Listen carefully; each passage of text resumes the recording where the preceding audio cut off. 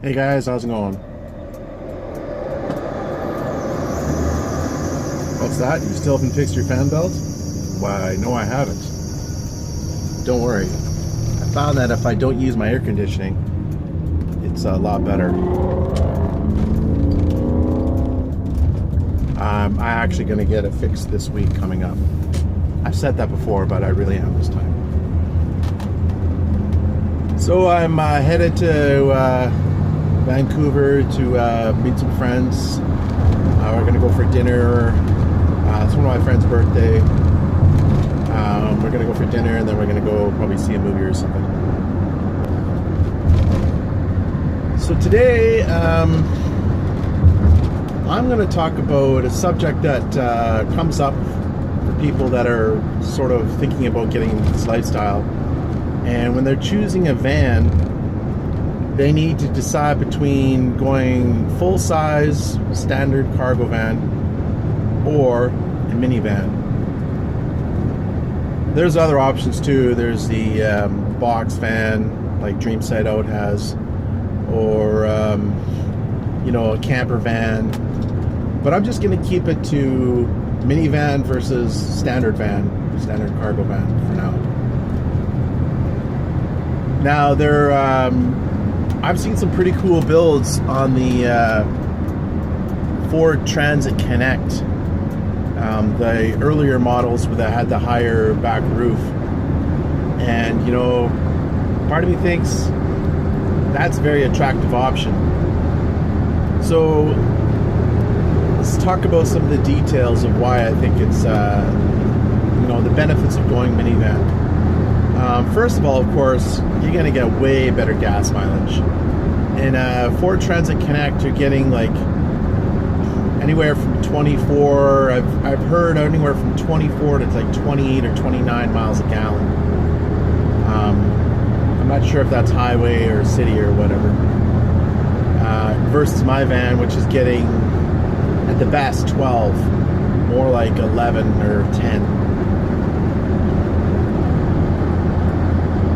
Another advantage, stealth. It's much less likely someone's going to think you're living in a minivan than a full-size van. Third advantage, parking. Way easier to park. I have to look for certain spots in this thing. If I'm parking in a regular parking lot and there's one little space between two cars, it's a little bit tricky to get in there, and if I can avoid it, I will with this big, huge van. It's doable, but it takes a little bit of doing. But with a minivan, it's just like driving a regular car. You just park no problem. Now, some of those do have caveats. For example, if you're living in a van, you definitely need a solar panel. So if you're putting a solar panel on the top of a minivan, if you're at all tall, someone's walking by, they're gonna see that solar panel. There's no way of hiding it. I mean, you can see on top of a roof of a minivan, no problem. At least I can. So that kind of renders the whole stealth thing moot. You're not gonna see a lot of stealth in the minivan if you got a solar panel on it.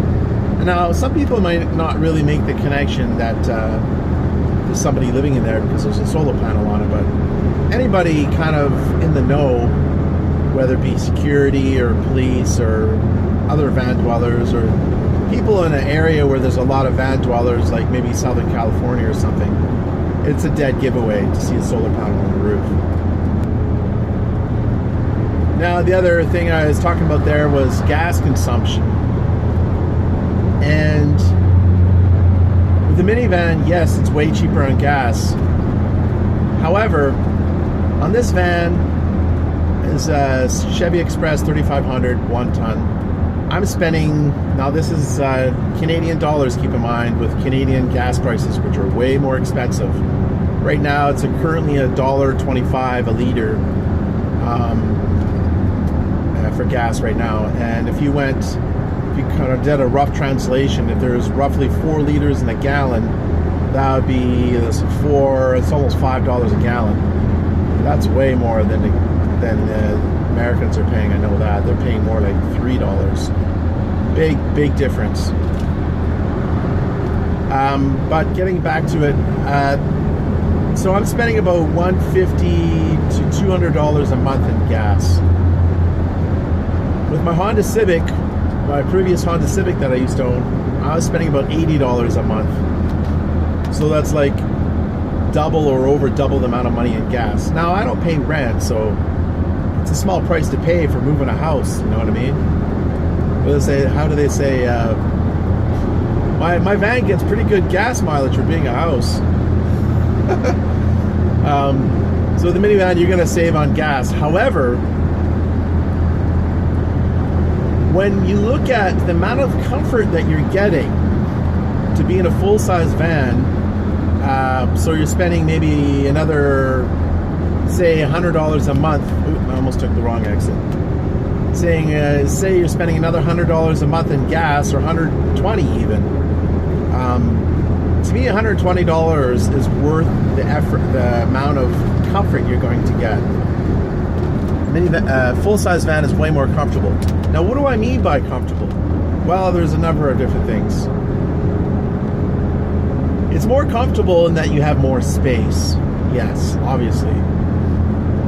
But it's more so, it's more comfortable in that I see minivans, and what the problem with a minivan is access to your stuff. Now, you can have all the basics in a minivan, no problem. Well, maybe not no problem, but you can do it. It takes a little bit of thinking. But the problem is, in order to do it, you have to constantly shuffle stuff around. I mean, if you want to get to your clothes, you got to move this, you got to move that. If you want to get to your toilet, you got to move this, you got to move that. If you want to turn on your propane tank, there might be something in the way. If you want to get to your water jug, that could be a hassle. So there's all these. That's the big detraction of the minivan. Whereas in a full-size van, you're much more likely to have a lot more space so that you can have ready access. And really, that translates to a more comfortable van, less hassle, and ultimately a better quality of life. And that is the fundamental reason why I chose a standard full-size van over a minivan when I first started van dwelling. My first van was a standard Ford E150 standard cargo van, which I converted.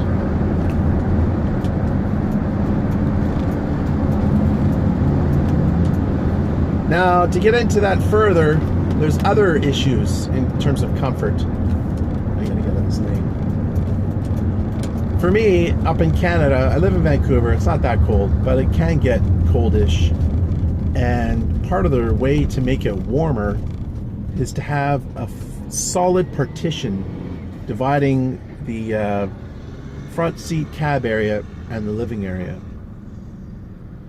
And this means I want to build a wall that's at least 2 inches thickness of rigid foam board, which will give a minimum of R10 up to R14, and then all the plywood and stuff that covers it. So you could have like 3 or 4 inches of thickness of a wall, and then you have the door to go in and out. So it's really kind of hard to pull that off in a minivan. The other thing is,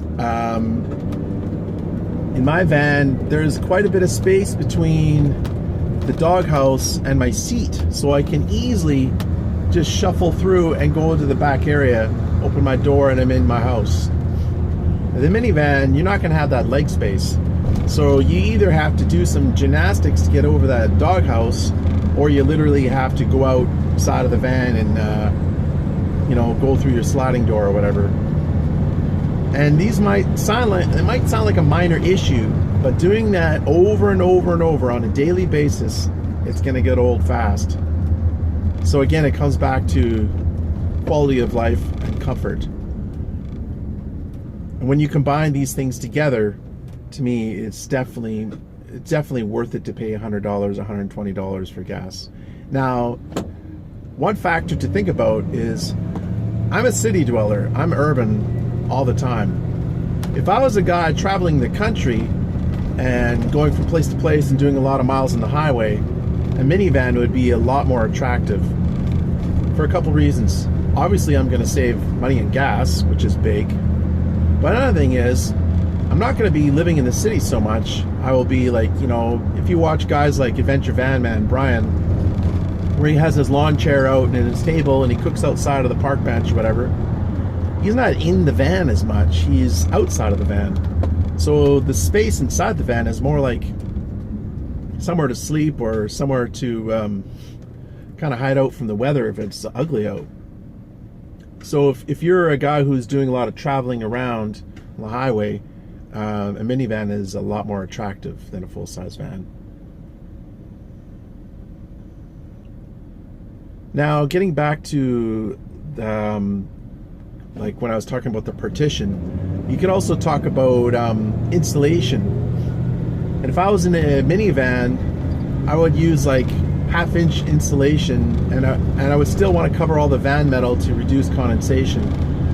But you don't want to use up all your space in the van by having like 3-inch thick walls. Meanwhile, you only have like roughly 4 feet across. Like I know that a Transit Connect, for example, is 4 feet 2 inches across.